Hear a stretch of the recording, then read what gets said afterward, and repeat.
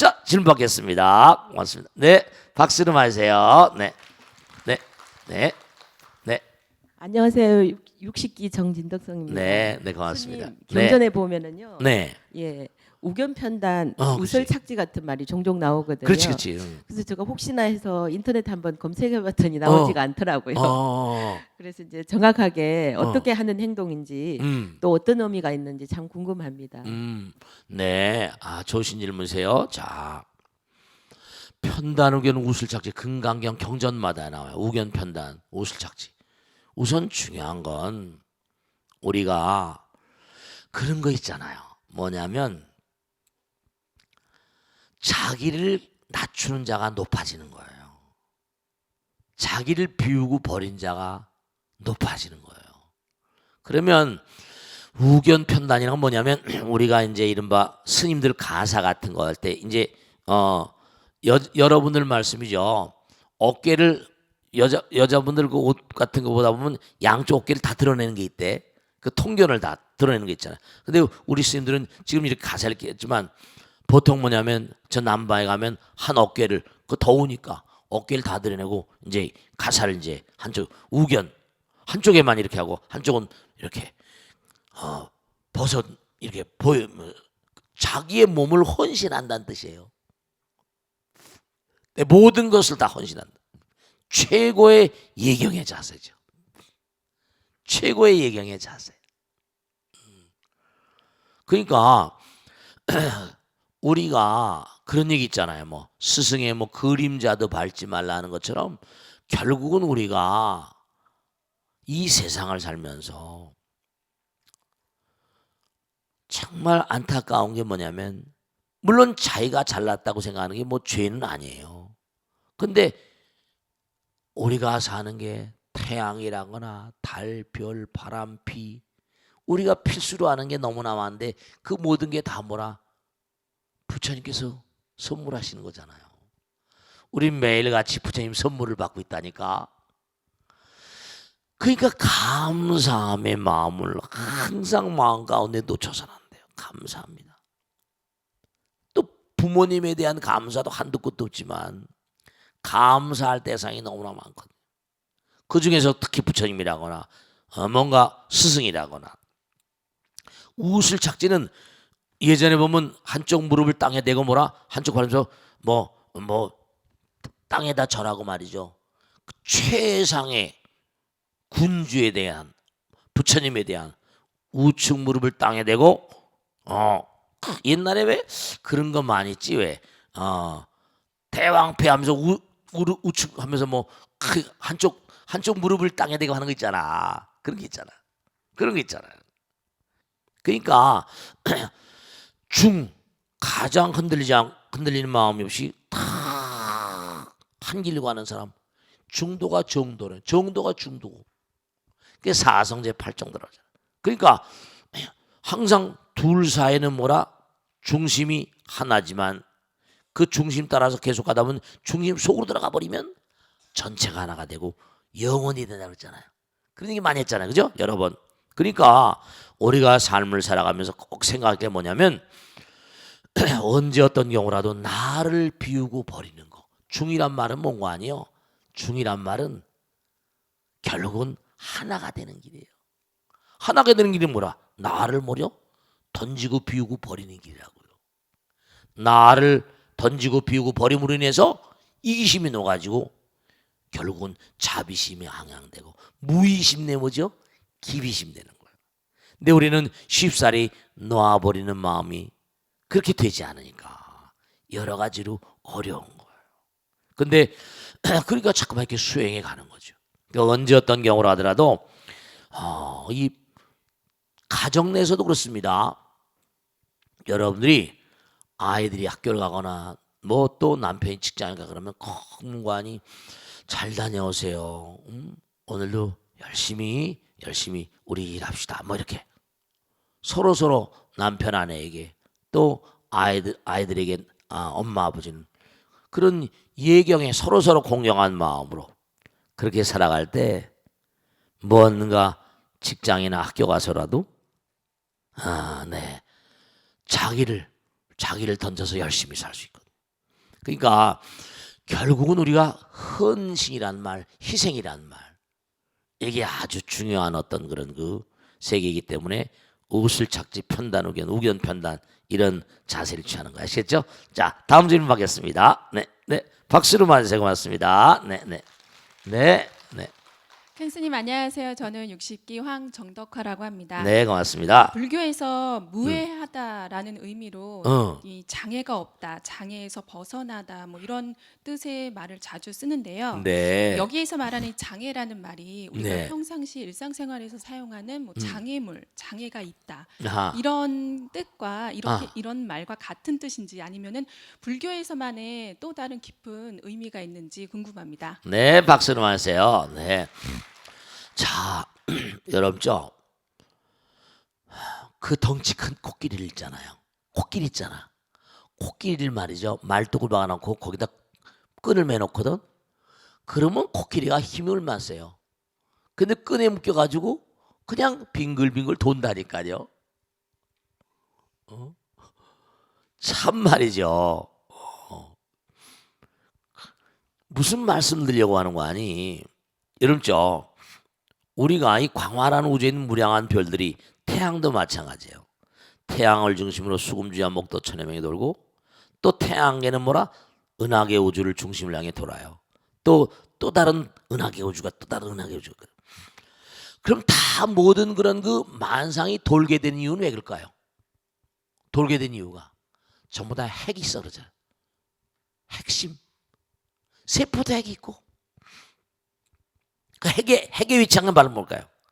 그게 바로 나란 마음이에요. 우리가 아까 법계 자제 무해 대삼매 법계를 무해하게 막 날아다닌다는 거 아니에요. 차이가 없다는 거 아니에요. 근데 결국은 우리를 장애하고 우리의 몸과 안이 무해 자제한 마음을 자꾸만 몸과 안이 이렇게 차단하는 그런 마음. 그게 바로 이기심이란 말이에요. 나라는 게 없어져 버리면 우리는 사랑이고 자비고 지혜가 돼서 우주가 다 나의 것 하나가 되는데 부처님 되는 거예요. 결국 장애의 근본적인 뜻은 뭐냐면 누가 나를 장애한다? 내가 나를 장애하는 거예요. 나의 무엇이 나를 장애하는가? 나의 이기심이.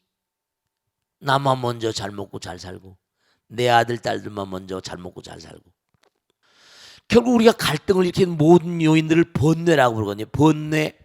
번뇌라는 게 탐진지 삼독번뇌만 삼독번뇌만 봐도 봐요. 탐심. 우선 내가 뭐 잘 먹고 잘 살잖아. 나만 잠깐만 이익을 차린 거예요. 진심 마음에 안다고 화를 도록도록 내고. 치심 뭐죠? 그저 내가 누군데 교만한 마음. 이런 마음들은 이건 얘기가 안 되는 거거든요. 그럼 스스로가 내가 누군데 그러면 어떻게 돼요? 더 이상 발전하겠다는 의지가 없는 거잖아요.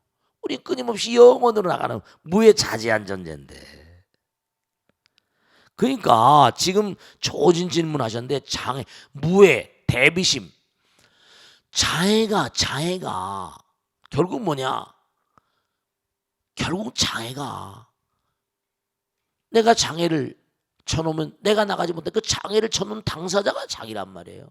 아까 코끼리 얘기한 건 뭐냐면 자기가 누군가 뭔가 이렇게 말뚝에 걸어놓으니까 그게 말뚝 같은 거 툭 튀고 좀 고만이야. 근데 너 말뚝에 걸어놓으면 그 말뚝을 그냥 그 주인 줄 알고 그냥 빙글빙글 돌고. 우리 인간이 윤회하는 것도 마찬가지예요. 윤회하는 것도 마찬가지입니다. 근데 이기심이라는 게 결국 허상이거든. 그렇잖아요? 내가 죽어봐봐. 그럼 내가 가진 재산과 아들, 딸들이 무슨 나에게 소용돼요? 무슨 소용이 되냐 이런 말씀이야. 그러니까 부처님께서 하신 말씀이 너희들이 몽관이 스스로 장애를 만들어서 자승자박 자업자득인데 그게 전부 다 환상 같은 것이다. 그 환상 같은 것이니까 우리는 항상 다 뭐라 환멸을 느끼는 거예요. 환멸이다 환멸. 환이 소멸되는 그런 아픔을 다 겪을 수밖에 없고.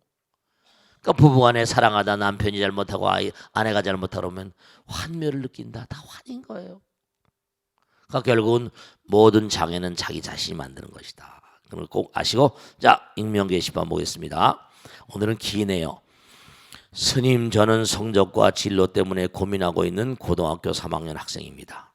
중학교 때까지는 그다지 열심히 공부하지 않아도 늘 상위권이었고 선생님과 친구들에게도 인정받는 편이었는데요.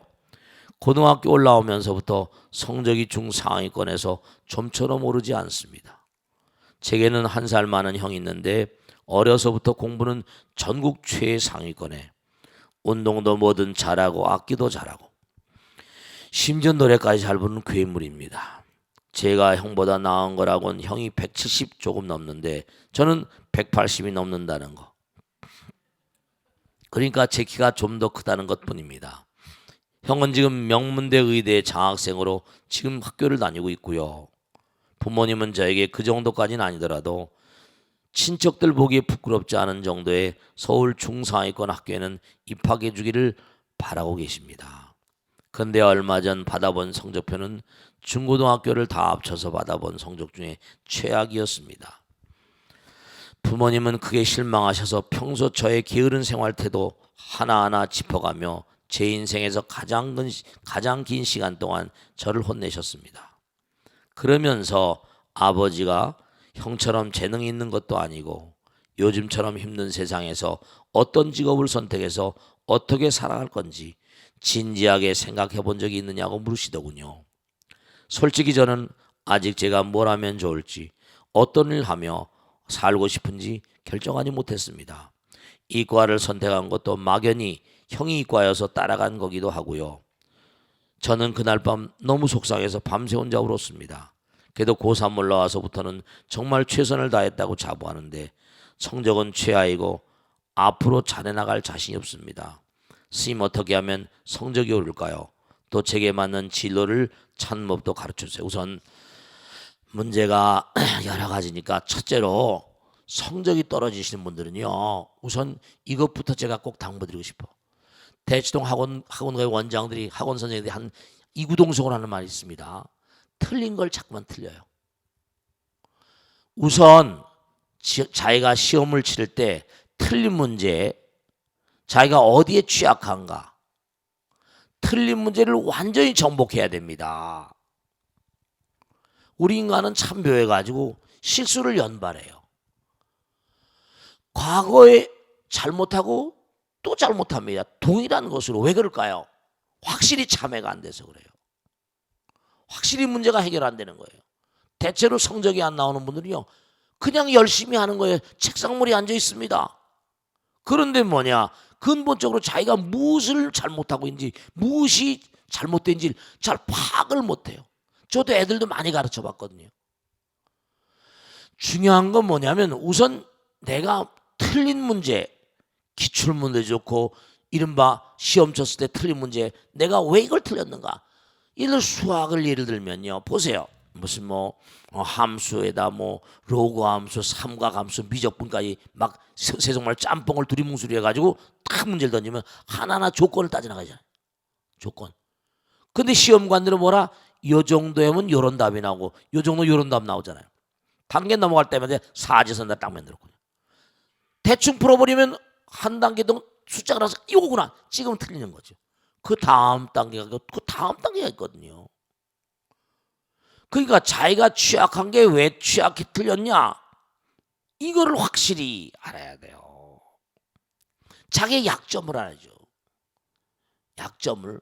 그러니까 우선 첫째로, 제가 이분을 구체적으로 만나보지 않아서 모르겠지만 지금까지 틀렸던 문제를 집중적으로 공격을 해가지고 내가 뭐에 취약한가. 지금 고3이니까 지금 4월 5월 달 가고 있는데 충분히 가능성이 있습니다. 그러니까 첫째는 뭐냐, 뭘 잘못했는가, 이게 첫 보니까. 그리고 이분이 뭐냐면 열심히 공부하지 않아도 늘 상위권이었고 이런 건 중학교 때 그 보니까 공부한 자세 자체가 중학교 공부하고 고등학교 공부하고 좀 패턴이 다르죠. 좀 치밀해졌잖아요. 덜렁덜렁하면 백전백패입니다. 공부가 점점 올라가면 갈수록 고급스러워질수록 뭐죠? 치밀해지거든요. 정치해지고. 그러니까 꼭 당부드리겠는데 그러니까 오답 노트라는 거지. 오답 노트 있지? 왜 내가 오답을 냈을까? 그거에 대한 파악을 분명히 해주시길 꼭 당부드립니다. 그리고 참 중요한 게 이 두뇌망에 대한 얘기를 많이 하잖아요. 그죠? 두뇌망, 두뇌 시스템의 얘기는요.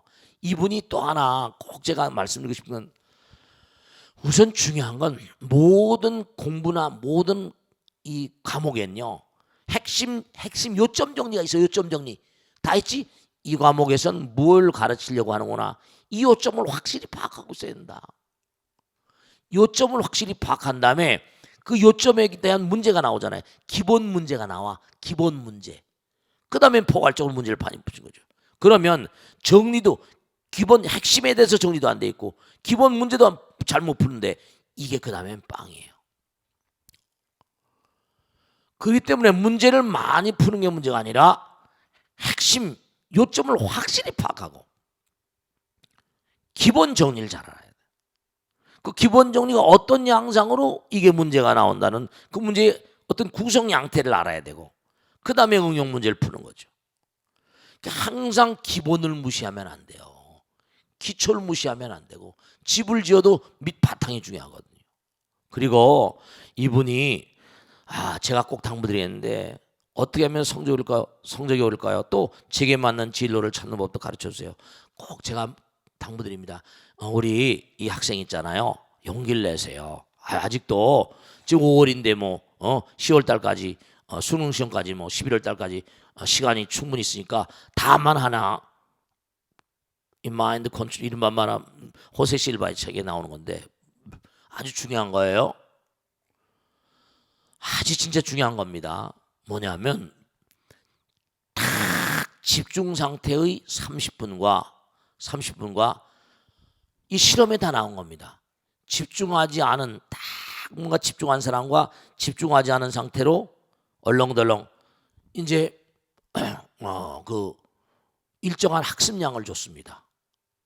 집중력이 고도로 정화된 집중력이 강화된 어떤 그런 그 학생에게 문제를 줬는데 그렇지 않은 사람하고 집중된 상태에서 시험을 그 공부한 다음에 시험을 친 사람이 그렇지 않은 사람의 학습 능력의 6배 효과를 가져옵니다. 보통 6배 집중 상태에 몸과 마음을 매진한 사람은 그렇지 않은 사람의 6배 정도의 학습 능률, 학습 효과를 가져온다는 게 결과에 호세 실바 책, 그 유명한 심리연구의 책에 나와 있습니다. 그러니까 딱 집중해서 하시고 꼭 하나 당부드리겠는데 그 다음에 아침에 일어나서 바쁘니까 힘들더라도 저녁에 잠자기 전에 꼭 108배 했으면 좋겠네요. 왜냐? 우리 마음과 부처님 마음의 내비게이션. 부처님 저를 좀 이끌어 주십시오. 부처님 저를 좀 도와주세요. 약사의 부처님, 관세음보살님 마음의 내비게이션을 부처님 나라에 걸고 부처님의 안내를 받는 거예요. 그런 마음에 훨씬 안정감이 옵니다. 그러니까 꼭 당부드리겠는데 매일 저녁마다 아무리 어렵더라도 왜냐? 108배라면 집중력도 강화되거든요. 108배 계속하면 잠을 주무실 때 이 잠관리, 꿈관리가 중요해요. 밤잠 자기 30분 전에 딱 108배 하고 주무시면 잠이 숙면이 됩니다. 집중이 오니까.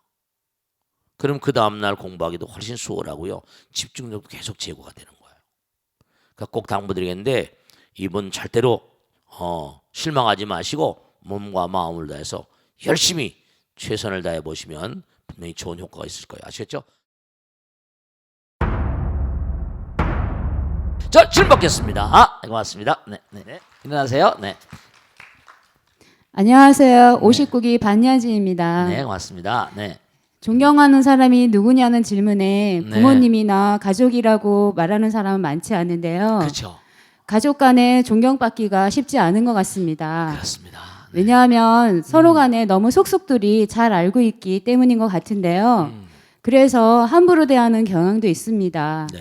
부처님께서는 가족 간에 어떻게 마음을 써야 하며 부처님이 가족 간의 예법에 대해서 가르치신 것을 듣고 싶습니다. 감사합니다. 네, 박수를 맞으세요. 고맙습니다. 좋은 질문이세요. 네. 제가 언젠가 말씀했죠. 미국의 유명한 신문이 있어요. 크리스천 사이언스 모니터라고 CSM이라고 불리는데요. 이 크리스천 사이언스 모니터 보면 뭐가 나온 거 아니? 아이비 리그, 하버드, 예일, 프린스턴 이런 그 유수한 대학에 한 2,000명이 넘는 학생들한테 앙케트를 돌렸어요. 그래가지고 너는 너의 아버지 어머니를 존경한가? 응? Do you respect your fathers and mothers? 그 다음에 현존하는 미국의 어떤 인물들 가운데 존경하는 사람 누군가? 쭉 앙케트를 돌렸는데 다른 건 다 놔두고 제가 퍼뜩 신문을 보면서 느낀 게 하나 있어요. 뭐냐? 한국의 아들 딸들은 엄마 아버지를 얼마나 존경할까 알고 싶었어요. 그래가지고 그걸 그대로 한글로 번역해서 A4 용지에 찍어가지고 우리 초등학교, 중학교, 고등학교, 대학부 청년부 학생들한테 줬어요. 미국의 조사 레포트에 보면 CSM에서 나온 레포트에 보면 부모를 존경하십니까? 라고 질문을 하는 거 답지예요. 미국도 마찬가지예요. 부모를 존경합니다라고 대답한 사람이 28%예요. 그래서 제가 아이들한테 이름 쓰지 말아라. 중학교 2학년 남자, 여자 이거만 써라. 고등학교 1학년 여자, 남자만 써라. 이렇게 하고 A4 용지를 다 놓아줬어요. 그런 다음에 정말 제가 너무 참담한 게 미국보다 낫지가 않더라고요. 퍼센티지 내가 말씀드리고 싶지 않아요. 거의 비슷하더라고요. 심지어는 말씀이죠. 이렇게 쓴 녀석이 해가지고 부기해가지고 스님 제발 우리 엄마 아버지 교육 좀 잘 시켜주십시오. 우리 엄마 아버지는 항상 스님 얘기만 합니다. 이렇게 말이죠. 또 그런 녀석 있고 스님 정말 나는 우리 아버지가 저주스럽습니다. 진짜 꼭 있었어요. 아버지가 저주스럽대. 우리 아버지는 몽관이 툭탁하면 몽관이 호적에서 날 빼버리겠대요. 나 참 정말. 그러니까 여러분들이 뭐냐면 제가 항상 강조하는 게 뭐냐. 당신들은 정말 얼마나 오늘 화엄경 정행품에 나오네. 어떻게 아들 딸들에게 비치는가. 집에서 말과 생각과 행동 삼업을 어떻게 하며 아이들에게 몇 점짜리 아버지 어머니인가, 몇 점짜리 몽관이 사자인가 전문고 과자인가. 자기를 돌보지 않고 자기 아들 딸 있다고 말이죠. 기가 막히게 맹자에도 보면요 뭐라고 나옵니까? 뭐라고 나와요? 맹자가 자기 아들을 못 가르치잖아요. 자기 아들을 다른 스승 밑에 보냅니다. 그 천재 같은 맹자가요. 왜냐? 아이들 앞에서 함부로 막 할 때 있으니까 아버지를 존경하지 않는 거예요. 엄마를 존경하지 않습니다. 자기가 자기 배로 났다고? 조심해야 되거든요.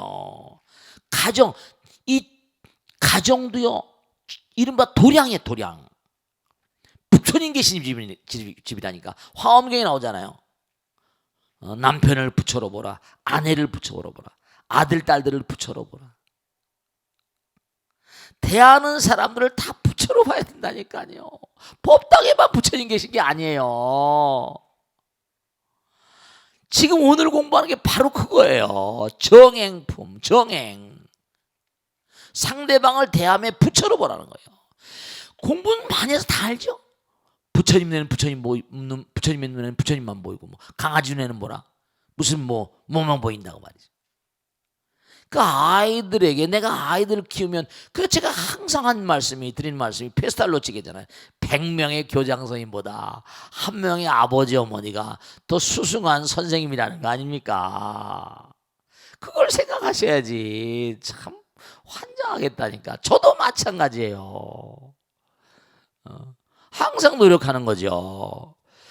그러니까 가족 간의 예법 이건 말해야 잔소리인데요. 왜냐? 정말 상대방을 존중하세요. 그래야 내가 존중받고 존경받습니다. 아이들이 나를 정말 몇 점짜리 아버지 어머니로 생각하는가, 몇 점짜리 아내 남편으로 생각하는가, 몇 점짜리 아들 딸로. 그죠? 난 또 아버지 아들 딸이잖아요. 정말 안타까운 거예요. 참 이게 정말 한번 스스로 돌아보자고요. 왜냐? 그러니까 그 아들 딸들이 100점짜리 아들 딸이 되는데 50점, 60점짜리 아들, 30점, 40점짜리 아들들이니까 불효막심한 녀석들이 나오는 거예요. 가정교육이 중요하거든요. 가정교육이. 엄마 아버지가 학구적이고 마음을 갈고 닦고 오늘 공부한 데는 말 한마디 생각 하나 행동 하나도 함부로 하지 않고 정말 진지하게 생각하셔야 돼요. 아시겠죠? 다음 질문 받겠습니다. 네, 박수를 맞으세요. 고맙습니다. 네, 고맙습니다. 네, 59기 안심행입니다. 네, 고맙습니다. 요즘 큰 스님 법문 들으며 많이 성장하고 있습니다. 네, 고맙습니다. 감사합니다. 네, 감사합니다. 스님 법문 중에요. 네, 도에는 믿음이 우뜸이라고 하셨고 네. 신심을 중장시키려면은 의심을 품기도 해야 한다고 말씀하셨는데요. 네. 왜 의심을 품어야 하는지, 네. 어떻게 믿음을 갖는 것과 의심을 품는 것이 동시에 가능한 것인지 궁금하여 큰 스님의 가르침을 청하옵니다. 네, 박수를 맞으세요. 아까 말씀한 이제 도의 으뜸은 신심, 신이 도원 공동모라고 화엄경에 나오잖아요. 이 정행품에 나오잖아요. 신심 여러 군데 나오지만 믿음이 정말 중요한 거죠. 믿음은 뭐에 대한 믿음인고 하니 공부를 하다 보면 정말로 광활한 우주는 무언가 거룩한 힘이 이 우주를 몽고하니 주재하고 있구나. 그렇잖아요. 과학이나 수학이나 모든 게 다 마찬가지잖아요. 그래요. 그런데 뭐냐 하면은 그럼 신심을 가지라고 하면서 의심을 하라는 건 뭐냐? 한꺼풀 베끼고 들어가야 돼요. 왜냐하면 모두가 다 부처님이 만드셨다고 한다면 그 생각해 보세요. 강아지에게 불성이 있느냐? 만유엔 다 불성이 있다고 그랬잖아요. 그 의심할 사람 있어요? 의심할 사람 없어요. 부처님 말씀이니까 신심이에요. 그죠? 그런데 뭐냐면 조주 큰 스님에게 물으니까 조주 큰 스님에게 물으니까 조주 큰 스님 뭐라? 개가 불성이 있습니까? 물으니까 뭔가 하니 불성이 없다 이러셨거든요. 그거 왜 없다고 그러셨을까? 여러분 가만히 보세요. 여러분 전부 다 부처님 아들 딸들이죠? 그럼 여러분 부처님 아들 딸들이에요. 부처님께서 그렇게 말씀하셨어요. 근데 정말로 뭐냐면 여러분이 믿는다 그러면서 너희들 마음 가운데 부처님이 있다라고 확실히 믿으면 어떻게 되겠습니까? 내가 부처님답게 생활해야 되잖아요. 말도 부처님의 말을 해야 되고 생각도 부처님의 생각을 해야 되고 행동도 마찬가지예요. 근데 왜 무엇 때문에 나는 지금 부처님의 말과 생각, 행동을 못하고 있는가? 자꾸만 자기에게 자문자답해야 돼요. 근본적인 어떤 믿음, 그렇죠? 믿음이 없으면 되는 게 아무것도 없어요. 근데 우리는 뭔가 하니 근본적으로 부처님의 아들딸이면서 부처님의 아들딸의 행을 못하고 있잖아요. 왜 그러냐? 너 왜 그러냐? 엄마 아버지들이 여러분한테 그러잖아요. 예전에 어렸을 때 너 왜 그러냐? 엄마 아버지가 귀겠는데도 왜 이렇게 말을 안 듣냐? 왜 그러냐? 질문하는 거예요. 그 질문은 바로 뭐냐? 신심으로 나가기 위한, 신심을 촉발시키기 위한 강한 어떤 그런 충동, 이런 강한 몽고하니 질문을 해야지 해법이 나오잖아요. 그 왜 화두를 챙기냐? 이모 없고 도무지 이렇게 생각하고 말하고 행동하는 이 당체가 누구냐? 신심은 전제해놓고 내가 도무지 하는 짓과 말과 생각과 행동이 전혀 안 이루어지지 않냐? 왜 그러냐? 너 엄마 말 왜 안 듣냐? 항상 그러잖아요. 너 부처님 아들딸이면서 왜 그러냐? 지금도 계속 지수보살이 문수보살에게 묻고 계속 그러잖아요. 왜 그러냐? 어떻게 살아야 되냐? 질문하는 거예요. 의문하는 거예요. 의구하는 거죠. 너 부처님 아들딸들이면서 그렇게 행동하냐? 자기 자신에게 자꾸만 몽고하니 마찬가지야. 너는 다 불성이 있다는데 부처님 다 불성 있다는데 왜 저 스님 불성 없다고 했을까? 왜 없다고 그런 거야? 질문하는 거예요. 그 계속 질문하고 들어가면 어떻게 해요? 그 질문을 계속 몰고 들어가는 거죠. 그럼 마음이 집중되거든요. 집중이 바로 뭔가 아니 내 중심으로 돌아가는 해결책으로 그게 화두가 타파된다고 그러잖아요. 깨진다는 거예요. 왜냐? 위대한 선지식들이 그 길을 가셨거든요. 내 말하고 생각하고 행동하는 게 아무리 봐도 개차가 아니다. 너 왜 그러냐? 중생심과 불심. 그 의심은 바로 뭔가 아니 자기를 의심하게 만들어. 너는 부처님인데 왜 그따구냐? 의문하게 만드는 거야. 그게 바로 신심은 돈독히 그러니까 항상 사묘라고 그래가지고 이른바 말하면 끊임없이 화들 챙기는 이른바 말하면 투철한 신이 우리가 부처님의 아들 딸이 건 분명하냐 공부하니까. 근데 도무지 넌 왜 그러냐? 강한 의문을 바탕으로 해서 끊임없이 그렇죠. 자기 의문도 없는 사람 발전이 없는 사람이에요. 학교를 다니면서 모든 게 다 뭐라 질문이잖아요. 모르는 걸 뭐라 알기 위해서 깨닫기 위해서 수학이니 뭐 영어니 과학이니 모든 게 다 질문이잖아요. 선생님이 질문하잖아요. 다 알면 다 알면 왜 질문해요? 100점 맞으면 질문할 필요가 없지. 그런 거예요. 그러니까 몸과 마음을 다해서 정말 우리가 끊임없이 질문해서 뭔가 원형, 본질, 본성으로 나아가기 위한 바람이 있더라고요. 아시겠죠? 자, 그러면 익명 게시판 오겠습니다. 스님, 누구나 나이 들면 늙어가게 되고 또 언젠가는 죽음을 맞아야 하잖아요.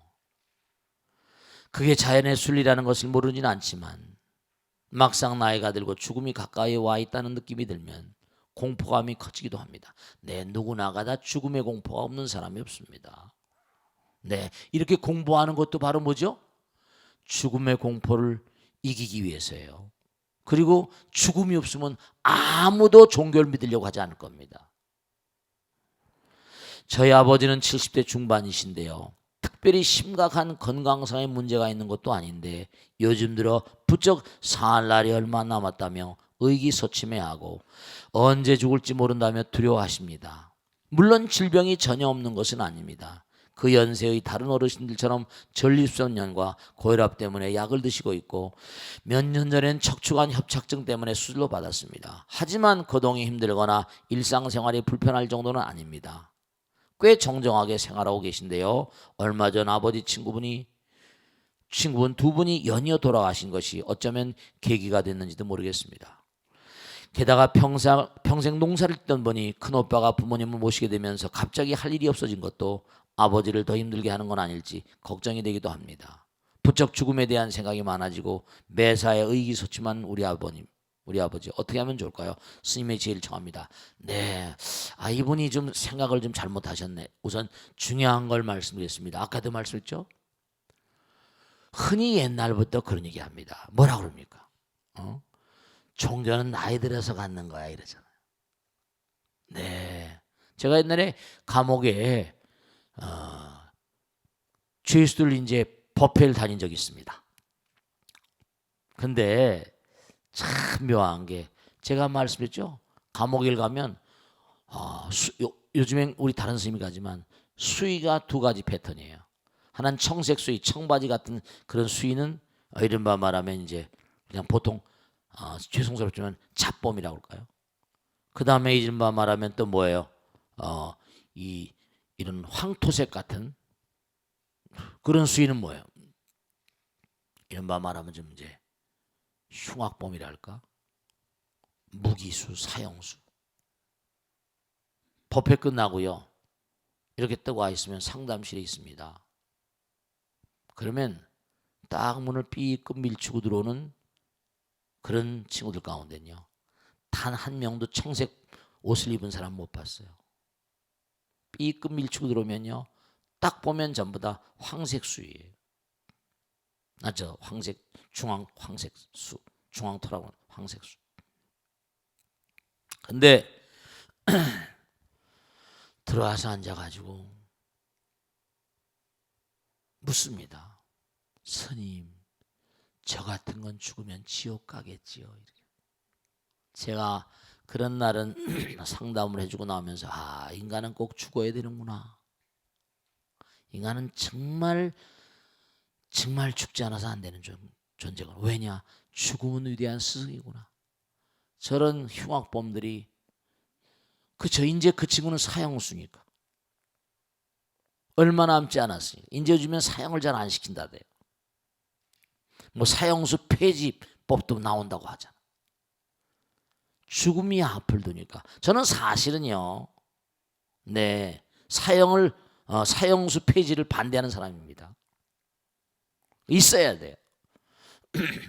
근데 뭐 여러 가지 장단점이 있겠죠. 뭐 제가 반대한다고 안 할 것도 아니지만 왜냐하면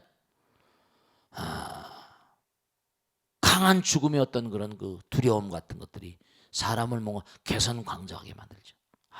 죽음은 위대한 스승입니다. 이분이 아버님 자꾸 두려워하셨잖아요. 이런 말씀이죠. 죽음처럼 위대한 스승이 없습니다. 내가 언젠간 떠나야만 되고 모든 것과 완전한 단절이거든요. 모든 재산, 일생 동안 벌어온 거, 아들, 딸, 남편, 아내, 모든 것과 다 단절이에요. 두렵지 않으세요? 두렵죠, 누구나. 그런데 중요한 건 그러니까 정말 위대한 선각자들의 가르침이 필요한 거예요. 공부를 하셔야 돼요. 예습을 하셔야 됩니다. 부처님 가르침의 대부분은 바로 뭐죠? 생사열반. 이른바 말하면 죽음에 대한 극복이죠. 영원의 세계에 대한 확신. 영원자. 생각해보세요. 나는 뭔가 아니? 나는 죽어도 죽는 존재가 아니다. 이걸 확신하게 되면 뭐죠? 떠난다 하더라도 뭐라? 하나도 덜 두려워. 설령 두려움이 있다 하더라도 뭐죠? 덜 두려울 거라고요. 그러니 우린 죽어도 죽는 존재가 아닌데 뭐 그래. 죽음이 끝이라는 생각을 가지니까. 아니에요. 내가 여기서 정말 열심히 벌었던 거 다 던지고 가면 또 다른 세계가 나를 기다리고 있다.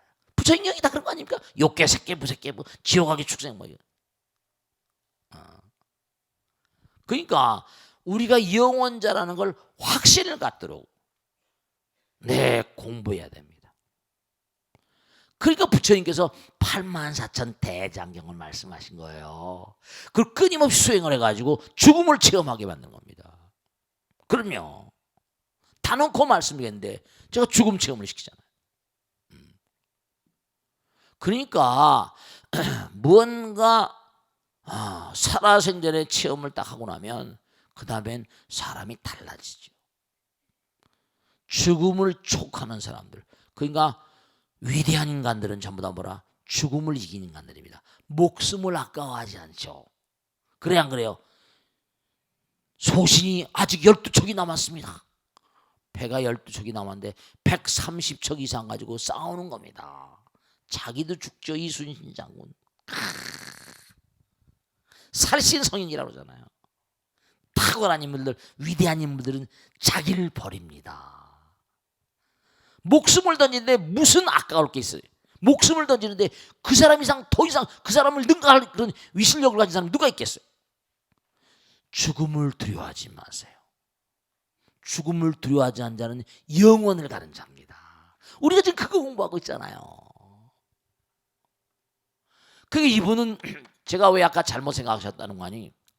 왜 이런 분을 시골에서 말이죠. 물론 나이가 드시니까 큰 오빠가 모시고 좋은데 시골에서 그냥 일하시면서 소일하시면서 동네 사람들하고 같이 말이죠. 그런 거예요. 또 이렇게 벚꽃 대통을 좀 보게 하세요. 공부를 시켜야 돼요. 죽음에 대한 공부, 죽음학이라는 게 진짜 있거든요. 어느 경전 쳐놓고 어느 가르침 쳐놓고 죽음에 대한 얘기가 없는 종교의 기본적인 종교로 성립하려면 가장 중요한 요지 중에 하나가 사생관, 사후관입니다. 죽음 저 너머, beyond the horizon of death, 이른바 죽음 저 너머, 죽음의 지평 저 너머, 그걸 얘기하는 겁니다. 그러니까 꼭 좀 공부를 시키는 것이 아버님의 뭔가 두려움을 덜어드리는 큰 효도가 될 것이다. 정말 큰 효도가 될 것이다. 꼭 말씀드립니다. 자, 여기서 끝내겠습니다. 대단히 감사합니다. 성불하시오. 고맙습니다. 네.